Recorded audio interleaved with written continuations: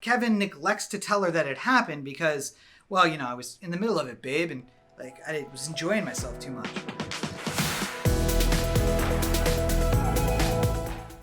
Good afternoon, and welcome to yet another episode of the Everyman Movie Review.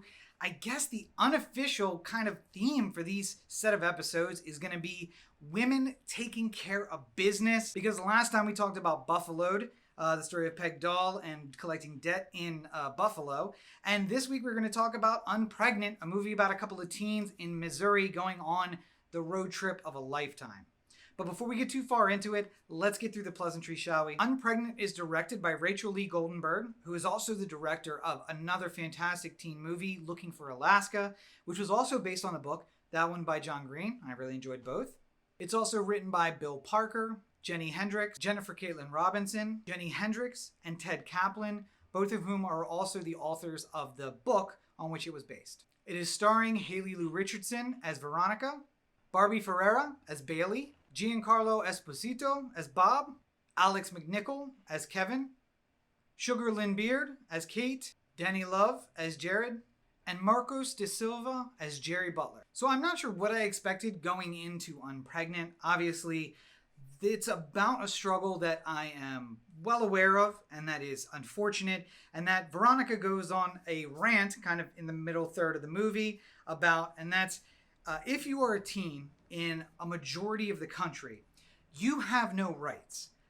Specifically, if you are a female in most of the country, you do not have the right to get an abortion without parental consent, because your parents can force you to have a child and then throw you out on the street with that child, and then call child services and have that child taken away from you and brought back to them, because this is America, and that makes sense. So Veronica is a teen who is in a difficult situation. She is dating Kevin, and they have a monogamous and semi-long-term relationship, and they're having sex, like many teens do. And they are using condoms as a form of birth control, and they're trying to be safe, at least she is, because the condom breaks and Kevin neglects to tell her that it happened because, well, I was in the middle of it, babe, and I was enjoying myself too much. And when that happens, she gets pregnant, and now she is left in this unfortunate situation that millions of teenage girls are in right now, where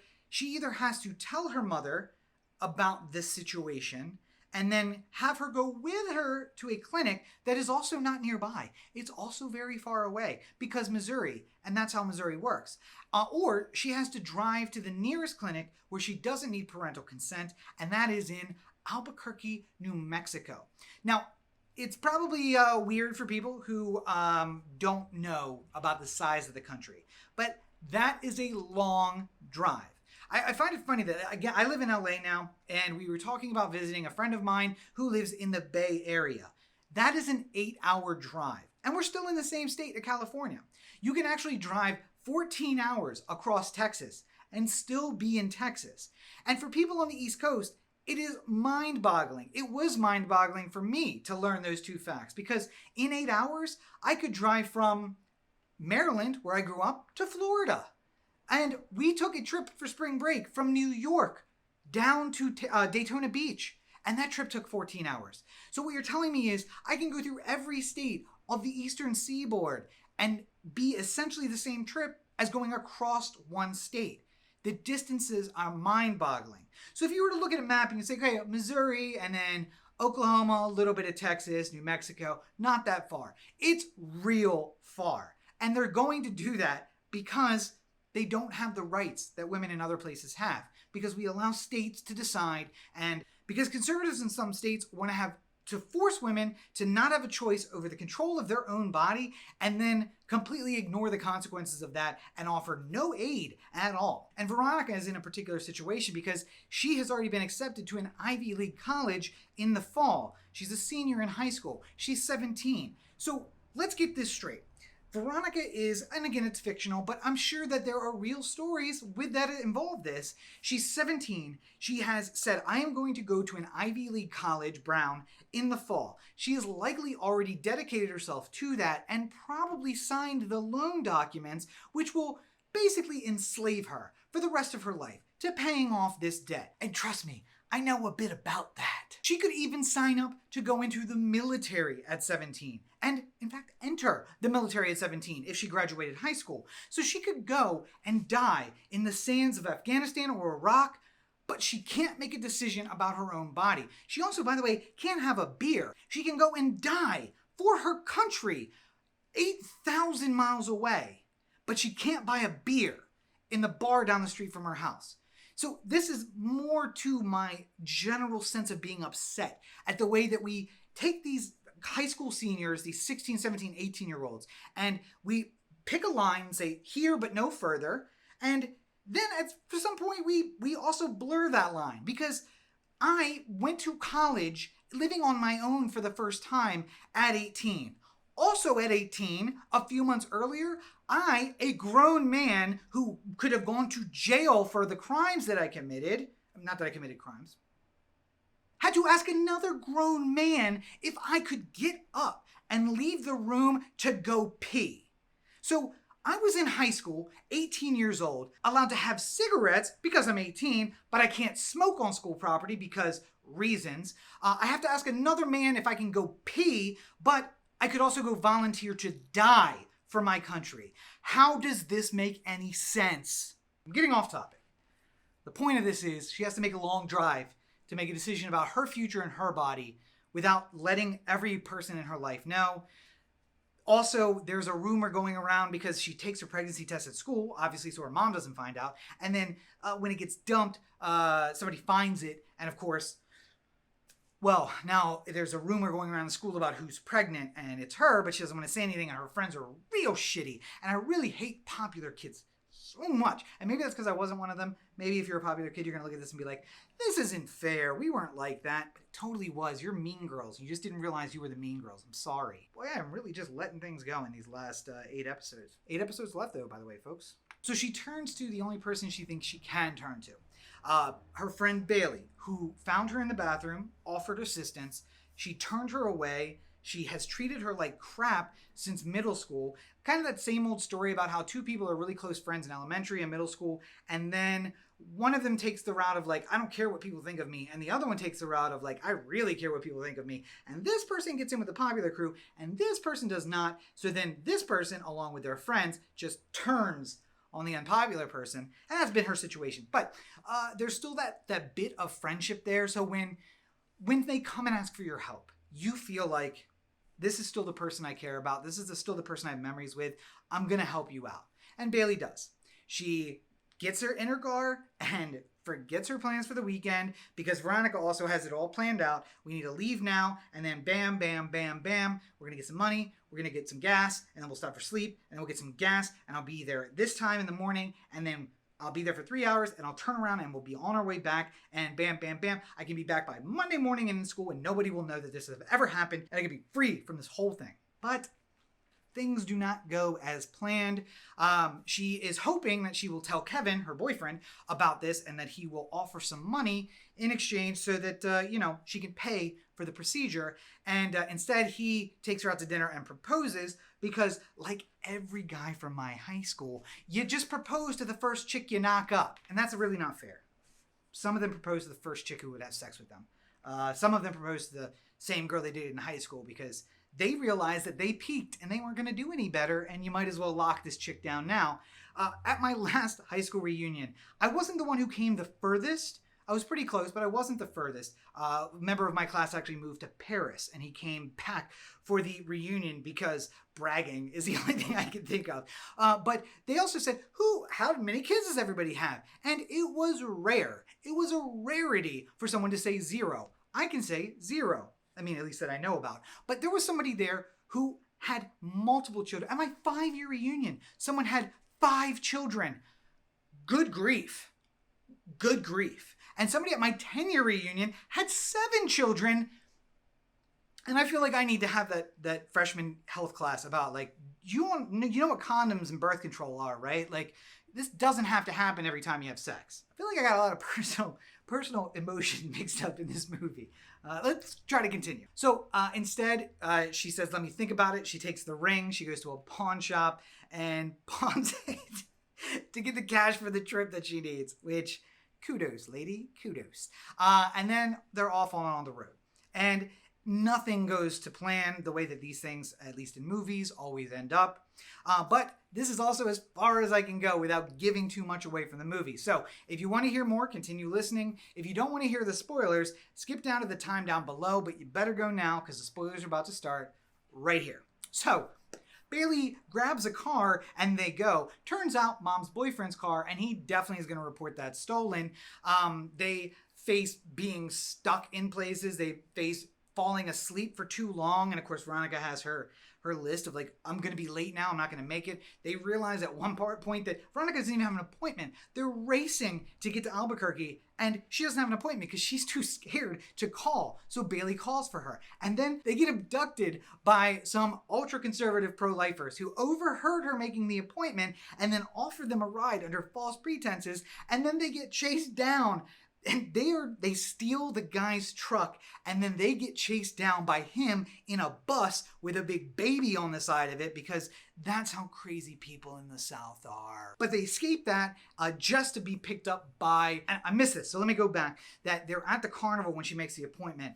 And they get to the carnival because when the cops find the car, they escape, luckily, and then they get a ride down to Amarillo for the carnival, but because somebody in the truck knows somebody there who's going to Albuquerque. So they can get a ride to Albuquerque with her, and it turns out she is a stock car driver, which is awesome. And Bailey realizes that, so I have feelings for women, and I don't know how to deal with that. And Veronica realizes it, so Veronica's on this crazy trip that her heterosexuality's got her into, and then she has to confront Bailey about whether or not she is a lesbian, and Bailey doesn't even want to talk about it. And so I'm sure that this movie was written by women, and there is like this awkward like focus on the bipodal nature of sexuality that I just didn't get. Like, does she have to be one or the other? Can't she just like girls and like guys? And does it have to be one way or the other? Like, isn't the whole thing that we're doing now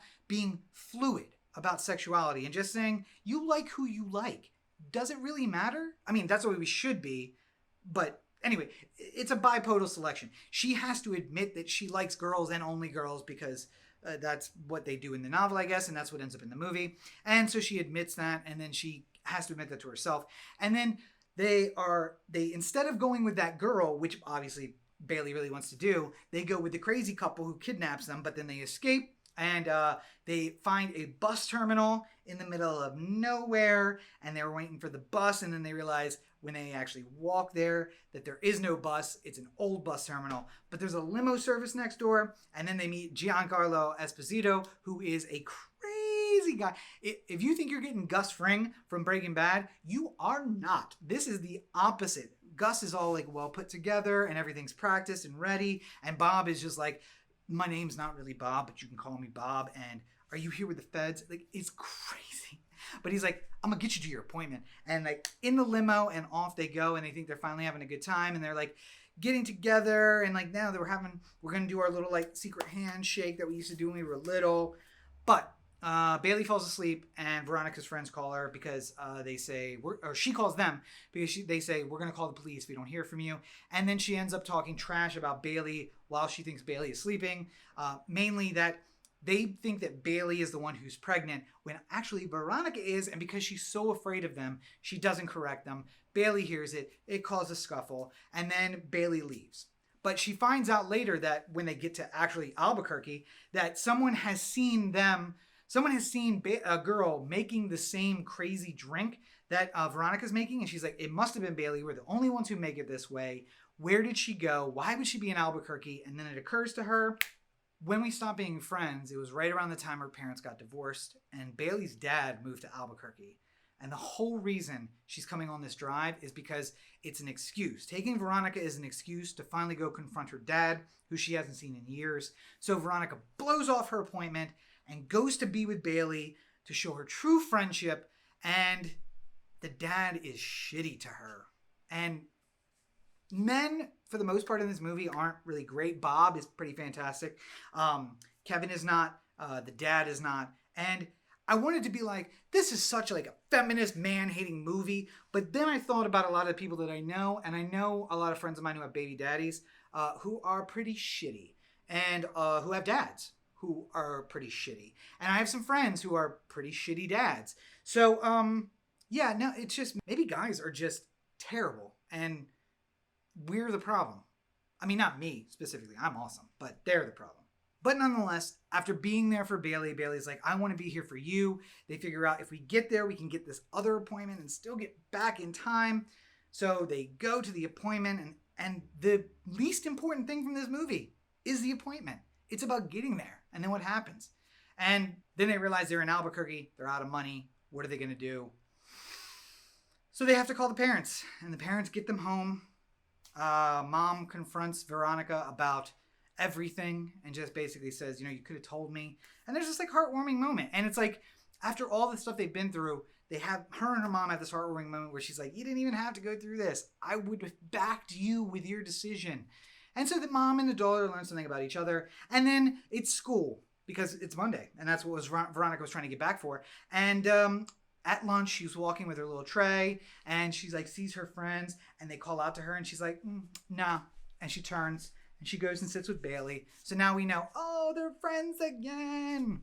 So, I mean, it's a little cheesy in that way. But I'll talk more about that and I guess the movie as a whole in the overall review, which we're at the end of the movie. That means we're at the end of the spoilers. So let's bring everybody back in and I'll wrap up my review of this movie right now. So I went a little ham in the spoiler section. I encourage that if you do want to wait to see the spoilers, go watch the movie if you're going to watch it and then come back and watch the spoilers because I basically lost my mind back there. But let's talk about the movie.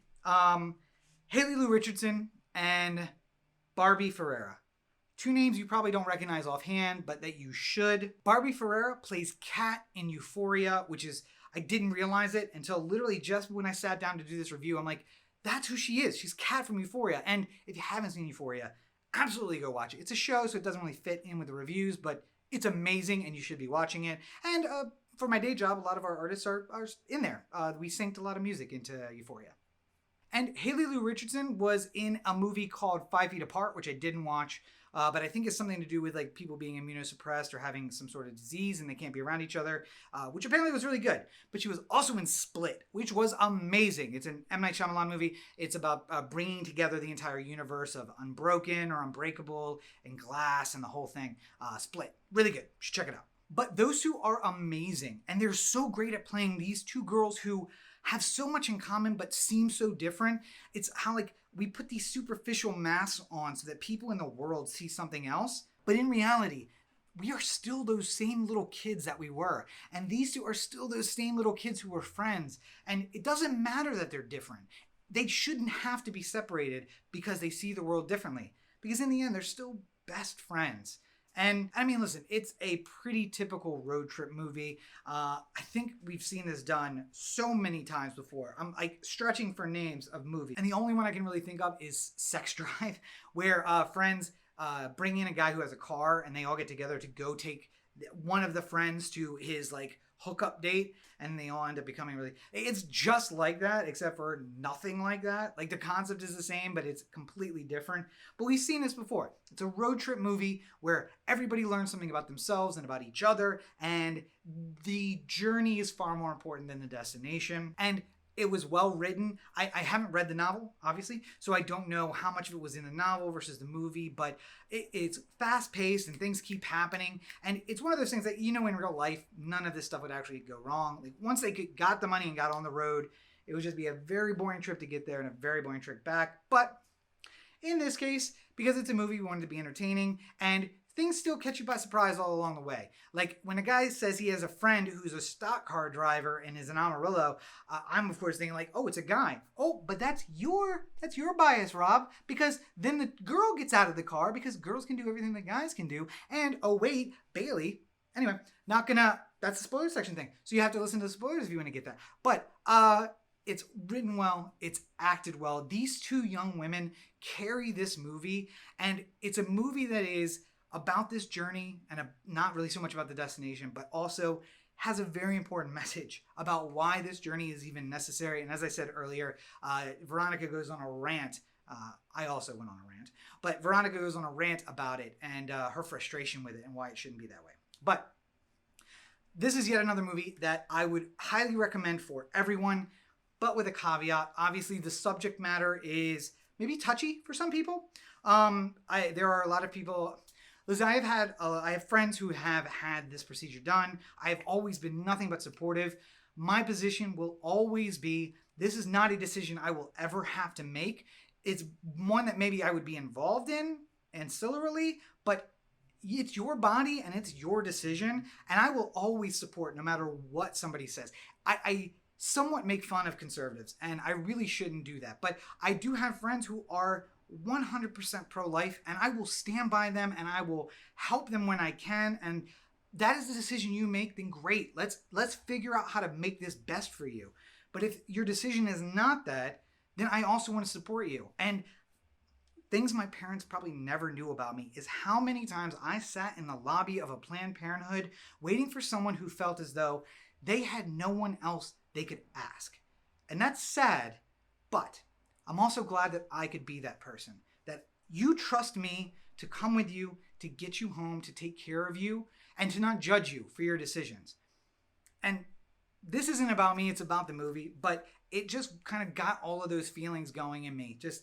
I related a lot to Bailey, I think, in that way, because she's the friend. She's the one who needs to be supportive and not judge a decision no matter what it is. And at several points, I didn't say this in a spoiler, but it's not really a spoiler. At several points, she's just like, hey, if you don't want to do this, you don't have to do this. Don't feel like you need to go one way or the other. Like, this is your decision. You should make it based on what you want.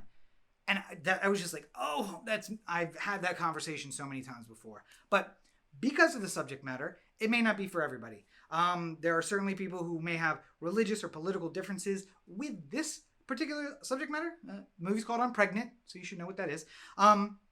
And because of that, you may want to skip it. Because although it doesn't play a huge part, it does come into play at certain points. And in fact, the journey to the destination is for that reason.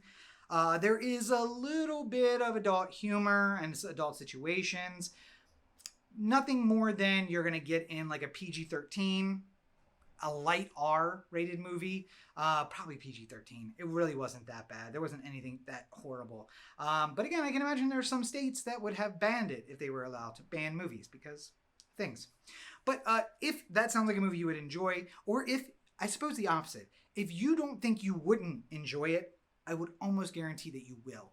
Two very strong young women leading a movie that is fast-paced and keeps you guessing the entire time, and that seems to be about one thing but really is about something completely different. I cannot give it any higher recommendation than to just say the link is down in the show notes, and you should absolutely, unless you're one of those caveated people, go and watch it. You're also going to find links to the Everyman Movie Review, social media, down in the show notes below. If you're looking for my stuff, it's at Robert and Cheek on all social networks, robertandcheek.com, where you can find links to everything I'm doing, and that I'll continue to do into the future once these reviews end. As a reminder, we have 8 episodes left together, and I'm sad and yet excited and yet sad. So I am looking forward to bringing you the next episode, so make sure that you are subscribed and turn on notifications for that. But until then, take care of yourselves and each other. Have a great week.